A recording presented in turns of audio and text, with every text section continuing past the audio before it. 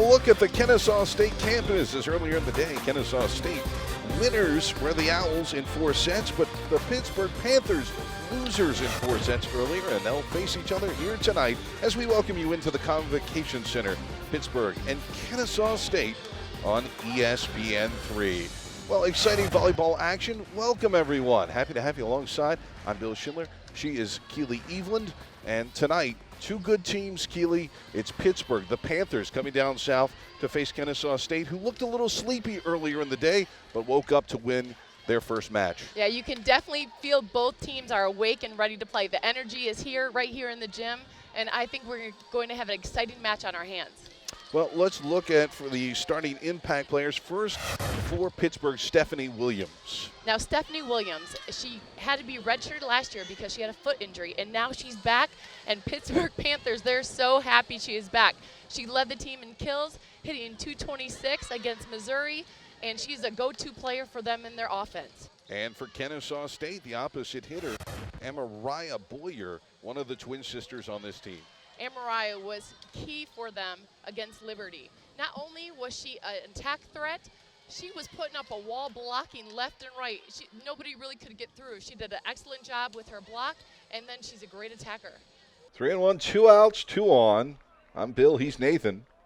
See the shadows there starting to come across the field as we started about 6 here local time. And beautiful day. I mean, blue sky but windy.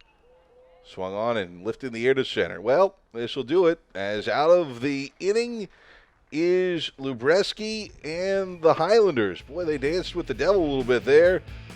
But 2 left on again for the Owls. Is starting to become the story of the evening. The opportunities that just haven't been there so far. To the 5th we go, still scoreless. About 28 minutes left to play in regulation. 0-0, 7 shots on goal so far. Looking for perhaps number 8. There's Hepso comes over, and I believe she will take the kick. So she has been the choice so far. She'll send it into the middle. No. It goes wide. There was something brewing down there. Cassidy Kemp was trying to get free. Unfortunately, she couldn't get there in time, and the ball sailed wide and out of bounds. Libero back. That is Morton. Katarina Morton to serve. She had 1 service error in the first game, but clean there. Off the block, kept alive. Kennesaw State looking on this near side. And off the block, that will be a score for Kennesaw State and Amariah Boyer this time. Lift in the air, could be trouble. Left center over on a dive, can't make the catch. Getzelman, that'll roll past him, picked up by LaCour. Stopping at second is Brady. That was a nice effort, though, by Getzelman. That ball was hit hard in the wind and on the run. He did everything he could do to pull it in, but it'll be a double nonetheless.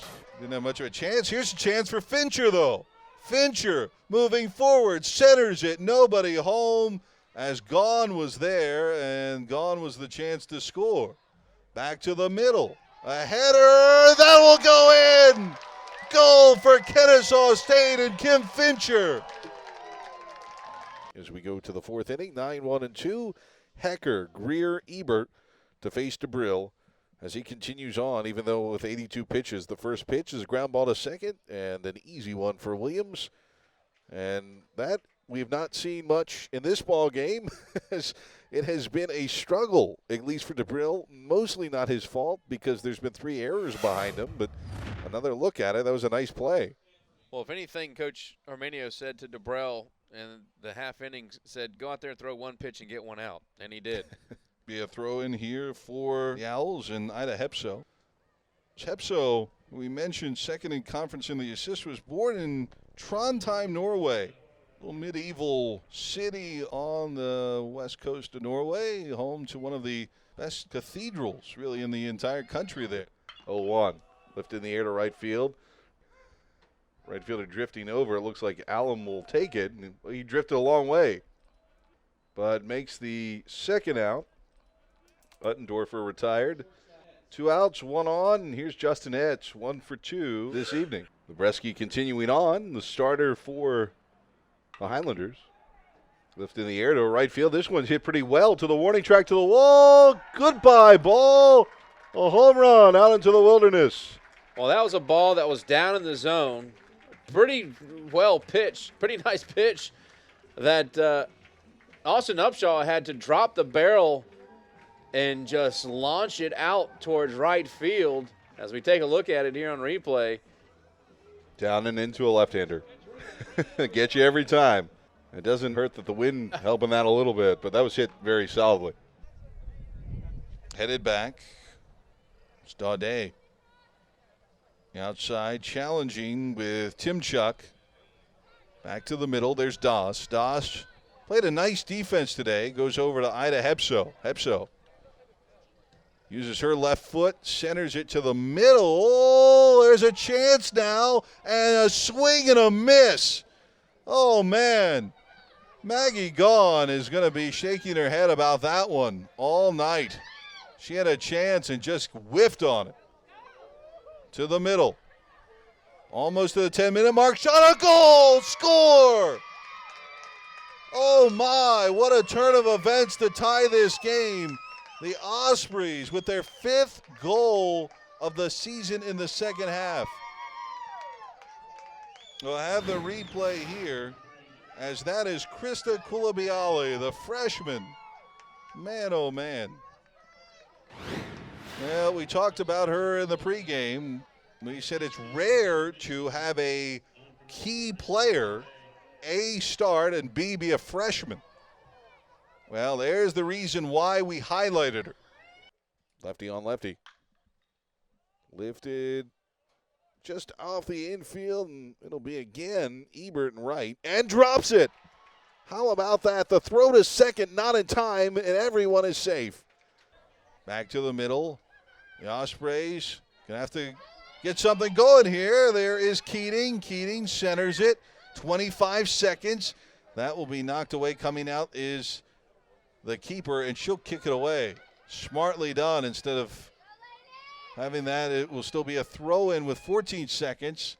Off the head, corner kick upcoming. They better hurry. 10 seconds. That was off of the head of Roth. Corner kick with 3 seconds to the middle. Last minute shot. There's the buzzer. No, they had it on goal. I believe that was kicked out. Will they say no? They'll wave it off. Pressgrove got a foot on it. Oh my, what a finish. Kennesaw State, your winners. Look at that. Pinamonte. Blocked, but kept alive by Pitt. Even better cover. Come on. They'll try a little dink, kept alive by the libero Morton. Dinking it in, campfire situation, but they got it up with a pancake amazingly well. And the point goes to Kennesaw State, a late whistle, and they'll say it hit the floor. I would also say it hit the floor, and I was hoping they would get away with it because I absolutely love effort.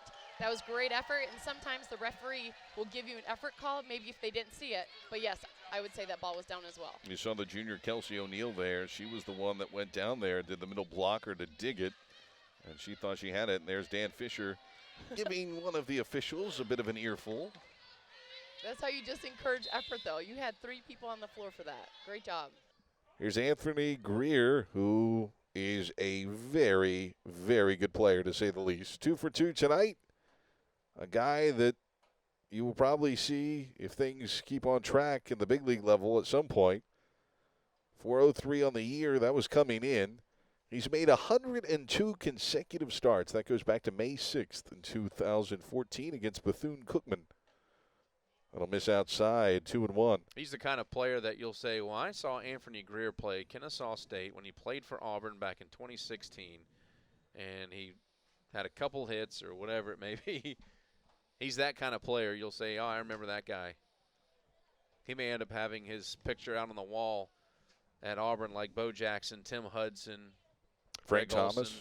Frank Thomas. Yeah, a lot of guys who've gone through Auburn over the years. He's gotten to third base twice in this game. Has not scored. Swings at that pitch and will single into center. 3-1, knew what was coming, got a fastball, and was all over it for his third hit of the game. Well, the kid is fantastic. He just went with the pitch, squared it up nicely, right back up the middle. It's nice to see balls bloop to left field, right field, but you square one up the center. It's exactly what the scouts like to see. Here's Ebert. He's also reached twice with 2 hits and the obligatory check over on Greer. Like we said, he's stolen 1 base already this evening. Would not be surprised if he makes it 2. He's stolen 15 on the year. 2 singles for Ebert, 364 coming into tonight. And that one gets away, but not enough for Greer to advance any. We talked about it at the beginning of this game. And I'll tell you what, Greer has what Ricky Henderson had. And a lot of people look at me when I say this and think I'm crazy. I think Ricky Henderson could be the best player to ever play baseball. Ooh, that one's up and in. Yeah, that fastball got him. And that'll put 2 on with 1 out as Greer to second and Ebert to first. Now, I told you, Nathan almost fell over when I said that. We'll see another look at this up and in, and got him about just on the number 2. I actually kind of agree with you because generationally, we got to see him play into his 40s, and he was still swiping bases like we see these young kids out here that are 19. Well, he was unbelievable. The reason I say that is if you look at the numbers, and a nice changeup swung on and missed there by Nico Buenteo, who's 0 for 1, but has really hammered in RBIs. And tonight, though, has been quiet because he's had men in scoring position each time he's been up.